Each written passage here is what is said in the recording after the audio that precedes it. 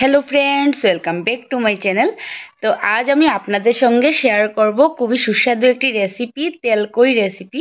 তাহলে চলুন দেরি না করে রেসিপিটি বানানো স্টার্ট করে নিই।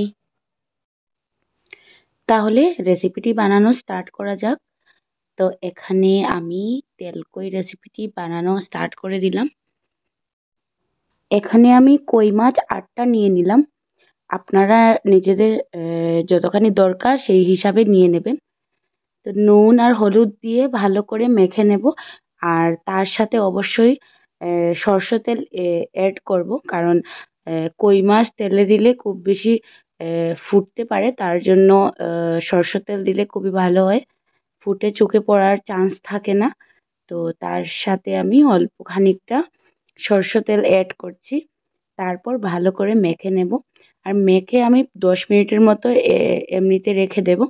তাতে কি হবে, নুন আর হলুদের গুঁড়ো ভালো করে মাছের গায়ে লেগে যাবে, আর ভেতর থেকে বেশ ভালোই লাগবে খেতে।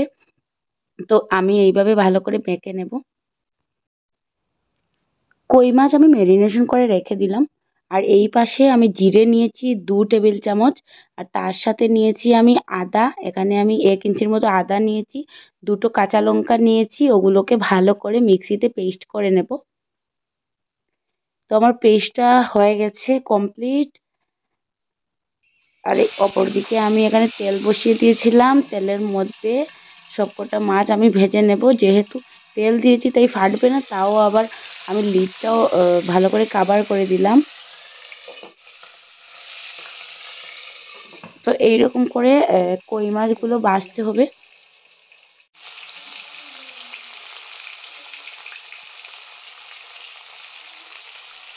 যেহেতু আমরা তেল কই বানাচ্ছি, তাই কইগুলোকে বেশি ডিপ ফ্রাই করব না। তাতে কি হবে, কই মাছগুলো শক্ত হয়ে যাবে।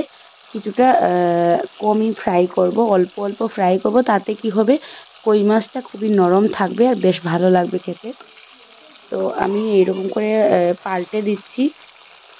গোল্ডেন ইয়েলো করেই আমি ভাজবো, এখানে আমি ব্রাউন করব না। ব্রাউন করলে কিন্তু অনেকটা কই মাছ শক্ত হয়ে যায়। তো এইরকম আমি ভেজে নিলাম সবকটা মাছ। এখন আমি একে একে মাছগুলো নামিয়ে নিচ্ছি। তারপর শুরু করব তেলকই বানানো। তো বেশ ভালোই হয়েছে প্রায়। আর এখানে তেল দিয়েছি 100 গ্রামের মতো। যেহেতু আমি তেলকই বানাচ্ছি, তেলের পরিমাণটা বেশি। তারপর কালি জিরে দিয়ে দিলাম এক 1 চামচের মতো। তারপর দিয়ে দিলাম 3টে কাঁচা লঙ্কা চিড়ে নিয়েছিলাম। তারপর এই জিরে বাটার পেস্টটা, আদা আর জিরে আর কাঁচা লঙ্কার পেস্টটা দিয়ে দিলাম।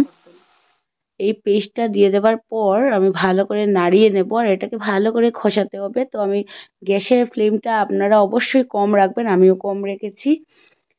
আর কালি জিরের পরিমাণটা একটু বেশিই দিলাম, বেশ ভালো লাগে খেতে। তো ভালো করে ফ্রাই। তারপর আমি এখানে দিয়ে দিলাম 1 টেবিল চামচের মতো হলুদ গুঁড়ো। আর কাশ্মীরি রেড চিলি পাউডার আমি 1 টেবিল চামচের মতো দিয়ে দিলাম, এটা সম্পূর্ণ কালারের জন্য। তারপর আমি নর্মাল রেড চিলি পাউডার দিয়ে দিলাম এখানে 1 চামচের মতো। আর কাঁচা লঙ্কা বাটা, চিড়ে নেওয়া কাঁচা লঙ্কা, আদা, এইসব তো দেওয়া হয়ে গেছে।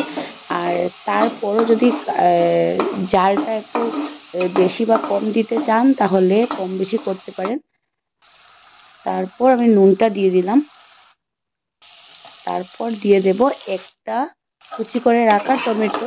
টমেটোটা দিয়ে দেওয়ার পর ভালো করে ফ্রাই করে নেব। অবশ্যই গ্যাসের ফ্লেম কম রাখবেন, না হলে জ্বলে যাওয়ার চান্স থাকে, তেতো হয়ে যাবে মশলাটা। তো টমেটোটা আমার মোটামুটি হয়েই গেছে। তারপর আমি মাছটা দিয়ে দেব। এখানে আমি 2 মিনিটের মতো টমেটো দেওয়ার পর মশলাটাকে ভেজেছি। গ্যাসের ফ্লেমটা কমই রেখেছি। আর আপনারা যদি মনে করেন মশলাটা পুড়ে যাওয়ার চান্স আছে, তাহলে খানিকটা জল দিয়ে দেবেন। আর তারপর আমি মাছগুলো, ফ্রাই করে নেওয়া কই মাছগুলো দিয়ে দিচ্ছি। কই মাছটা দিয়ে দেওয়ার পর ভালো করে নাড়িয়ে নেব। তাতে কি হবে, মশলাগুলো মাছের গায়ে ভালো করে লেগে যাবে। তো আমি এইভাবে সবকটা হালকা হাতে করছি, কারণ যদি বেশি জুড়ে জুড়ে করি তাহলে মাছগুলো ভেজে রাখা মাছগুলো ভেঙে যাওয়ার চান্স থাকে, কারণ যেহেতু আমি কম ফ্রাই করেছি তাই বলছি। তারপর এখানে আমি 2 গ্লাসের মতো, আপনারা আপনাদের হিসাব মতো ঝুলটা দিয়ে দেবেন। 2 গ্লাসের মতো আমি জল দিয়ে দিচ্ছি। 2 গ্লাসের মতো জল দিয়ে আমি এখানে ডেকে রাখবো 5 মিনিটের জন্য। আর গ্যাসের ফ্লেমটা অবশ্যই কম বা মিডিয়ামেই রাখবেন, বেশি হাই করে দেওয়া যাবে না। তো এইরকমই রাখবো। আমার ঝোলটা দেওয়া হয়ে গেছে।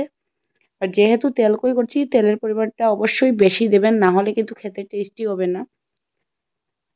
তো এখানে আমার 5 মিনিট হয়ে গেছে আর আমার এই তেলকইয়ের রেসিপিটি কিন্তু সম্পূর্ণ রেডি হয়ে গেছে খাওয়ার জন্য। খুবই টেস্টি এই রেসিপিটি, আর এখানে আমি বানিয়েছি, দেখতে খুবই সুস্বাদু লাগছে দেখতে। খেতেও অবশ্যই অনেক টেস্টি হয়। আপনারা করে অবশ্যই ট্রাই করবেন আর আমাকে কমেন্ট করে জানাবেন কেমন হয়েছে রেসিপিটি। যদি ভালো লেগে থাকে তাহলে লাইক করবেন, শেয়ার করবেন, পাশে থাকবেন। আর আজকের জন্য বন্ধুরা টাটা। কাল আবার নতুন একটি ভিডিও নিয়ে আপনাদের সামনে চলে আসবো। আজকের জন্য টাটা।